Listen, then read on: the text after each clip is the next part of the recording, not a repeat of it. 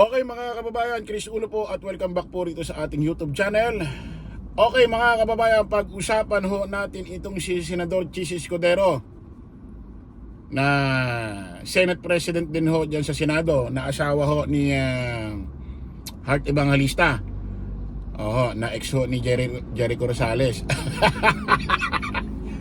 At itong si Bibi Inday Sara Duterte alias Siminit alias Puset, na kung saan mga kababayan, ito daw ginagawa pagbibitin or pag-floating or pagharang ho sa impeachment trial ni Bibi Inday Sara Duterte ni Senate President Chis Escudero, illegal. At may kumakalat hong larawan mga kababayan na kung saan ito hong si Senador Chis Escudero may larawan kasama ho ang grupo ng mga DD shit. Kaya naman pala, anak nam.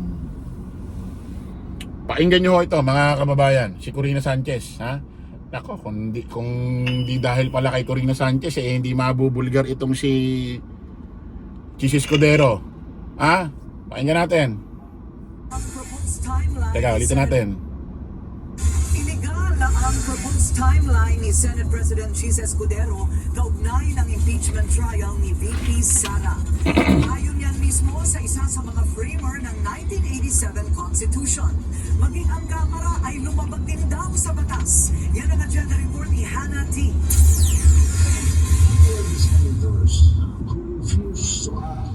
Teka muna, pati daw yung House of Representatives may nalabag daw. Siguro kung may nalabag mga House of Representative, kung totoo man yan, hindi sinasadya. Walang pinagtatakpan. Ibig sabihin, hindi sila favor na hindi magtuloy-tuloy or mabitin itong impeachment trial kay VP Inday Sara Duterte. Hindi katulad itong ginagawa ni Chis Escudero na kung saan, mukhang may dugong DD shit. Play natin. Please name them for the sake of the public information. So that we will know what they feel. Mismong isa sa mga bumuo ng 1987 Constitution ang nanawagang simulan na ang impeachment trial ni Vice President Sara Duterte. Si Attorney Christian Monsod ang naging chairman ng Committee on the Accountability of Public Officers sa Constitutional Commission, ang grupong nagbalangkas ng mga probisyon sa impeachment ng isang public official. Malinaw niya ang konstitusyon. Hindi ito ordinaryong legislative task ng Senado, kundi isang espesyal na kapangyarihang dapat gawin agad para mapanagot ang mga nagkasala sa publiko. Na-transmit ng House of Representatives ang impeachment complaint sa huling araw ng sesyon kung kailan recess na ang Senado. Sinabi na rin ni Senate President Chis Escudero na hindi dapat madaliin ang Senado, lalo na't 2 buwan din itong inupuan umano ng Kamara at ang proposed schedule ng trial sa July 30 pa. Pero sabi ni Monsod, labag ito sa konstitusyon. Ito una nga sabi ko, ang analyze ko, ang opinion ko rito, itong mga ina-advise ni Senador Chis Escudero or Senate President Chis Escudero, maaaring nasa konstitusyon or nasa legal na basihan. Kumbaga nasa batas. Pero naniniwala rin ako na may paraan na mayroon ding legal na paraan, hindi illegal. Ayaw lang ni Senador Chis Escudero. Hindi mo malaman kung para bang ayaw niya pa istorbo sa break. Hindi mo malaman kung may date sila ni Heart Evangelista or meron silang staycation or pupunta sila ng ibang bansa, ayaw niya siguro pa istorbo. Ayaw siguro pa istorbo. O yung pala, kung ang analyze natin, ang opinion natin, legal itong ginagawa ni Chis Escudero na makansila, hindi mo na ma-trial yung impeachment.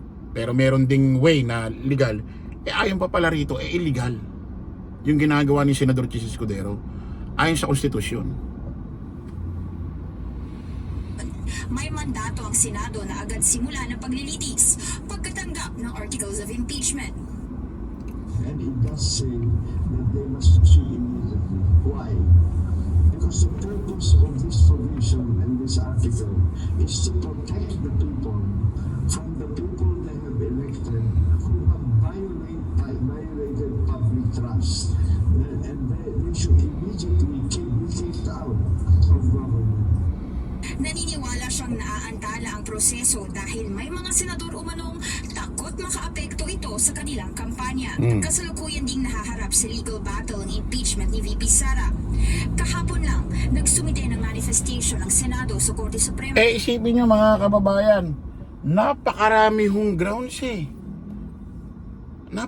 wag na ho kayo magtaka kung bakit itong impeachment ni VP Inday Sara Duterte nakalagpas ho diyan sa House of Representatives at nakarating na ng Senado. Ang daming grounds ho, iba't ibang kaso, pati ho dyan sa kasong graft and corruption, ang dami, although hindi pa napapatunayan, pero ang dami. Yung mga pagbibigay niya lang ng mga envelope na may mga lamang pera, para bang suhol. Bakit siya magbibigay nun sa mga tauhan niya doon sa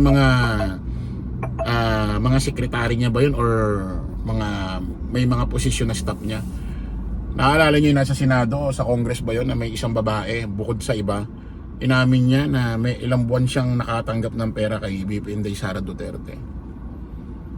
Ba't niya gagawin yun? Para saan? Para hindi kumanta sa mga nakikita at nalalaman, mga nararamdaman, mga natutuklasan dyan sa loob ng ahensya kung meron man.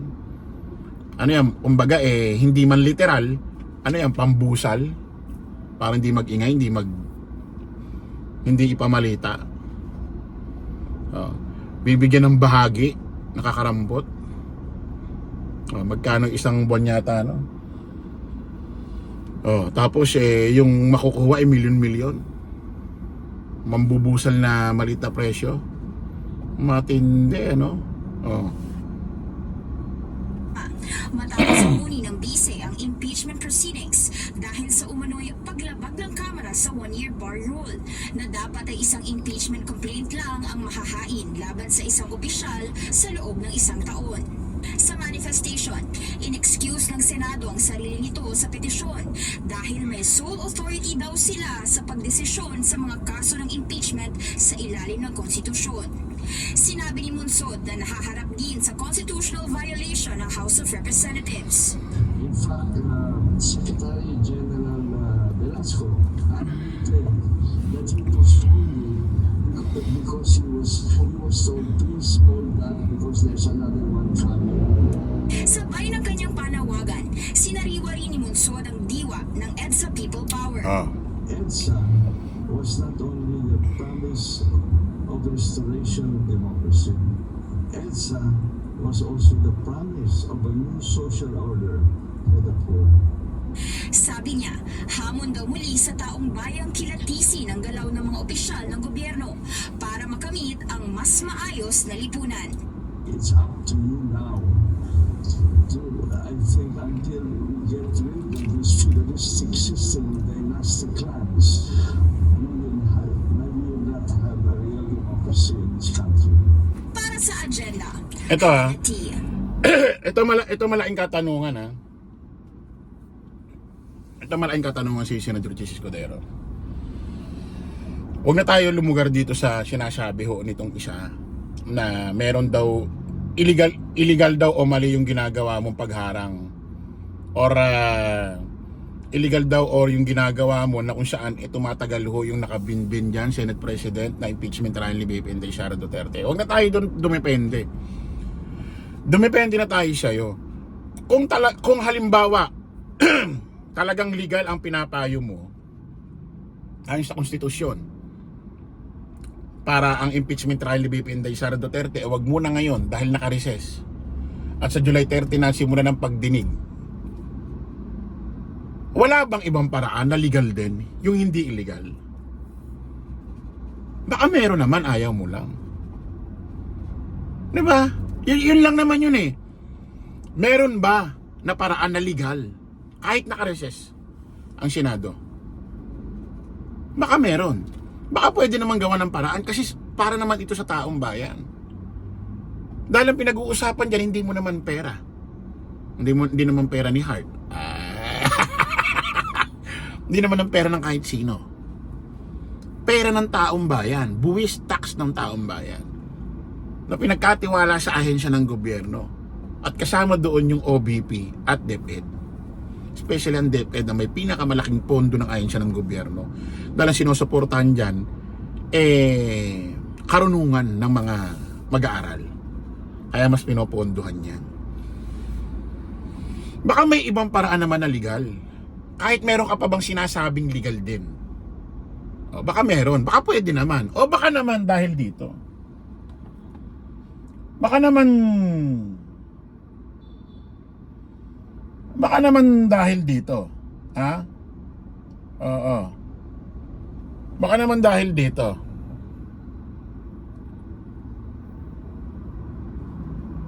What? Ano to? Sino nasa gitna na yan? Si Digong? Sino nasa gilid na parang pinilit niya pang... Sino tong nasa gilid na may bilog? May circle na pula. Ito, na kung saan, halos hinabol niya pa ang kanyang mukha at katawan para makakasama lang sa group picture. Parang pinilit ba yung sarili para bang gustong gusto or excited na makasama siya sa grupong ito. Sino-sino lang ba yung nandiyan dyan? Putik Salpanelo, Bongo. Sino-sino? Si Digong. Putik. Andi dito pa si yung sinasabing nasa China na di umano nagpapasahod daw sa mga vlogger. Putik. Ano yan? Grabe. Kailan kaya picture ito? Ito ba yung nasa Hong Kong? Baka ito naman yung nasa Hong Kong lang kahapon, di naman. Baka naman hinatid na ni Chis Escudero si Digong sa Hong Kong. Baka hindi naman. Baka hindi naman Kailan kaya itong picture na to? Grabe naman yan. Okay mga kababayan, leave nyo na lang yung message nyo rito sa ating video, dyan sa ating comment section. Kung sa palagay nyo ano kaya ibig sabihin itong picture na to. Masasabi ba natin dito na si Chis Escudero pwede kayang nangingibabaw ang pagkakakilala niya sa grupo ng mga DD shit. Kaya itong impeachment trial ni VP Inday Sara Duterte hindi niya magawan o ayaw niya gawan ng paraan na dinggin na kahit nakareses sa tamang pamamaraan legal na basihan, basis na siya na legal. Kasi nga, nulit ko lumugar na given, doon na tayo kumampi sa sinasabi mo na legal yung sinasabi mo. Lahat ng pinapayo mo, advice para floating muna, hindi mo na matuloy itong impeachment trial ni VP Inday Sara Duterte. Legal ang lahat ng basihan mo, pinapayo mo. Kasi nakareses kayo. Pero wala bang ibang paraan na legal din? Kahit nakareses? Baka meron. Okay, maraming salamat po mga kababayan. Kita-kita ulit tayo sa panibagong vlog. Paalam po pasamantalangin yung lingkod Dos Chris Ulo. Lagi natin tatandaan, don't follow the majority, follow the right way. Maraming salamat po. Kita-kita po tayo ulit mamaya. Bye-bye po.